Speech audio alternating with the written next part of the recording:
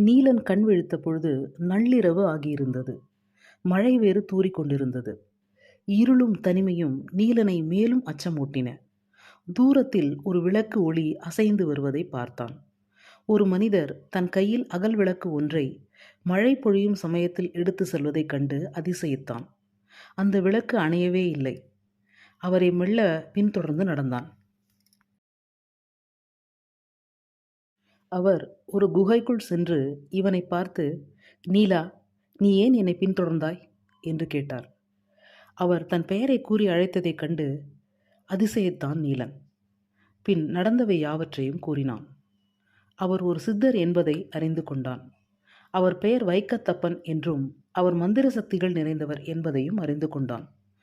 உடனே தன்னை சீடராக ஏற்றுக்கொள்ளும்படி அவரிடம் வேண்டினான். அவன் மீது இறக்கப்பட்ட சித்தர் வைக்கத்தப்பன் தன்னுடன் இருக்க அனுமதித்தார்.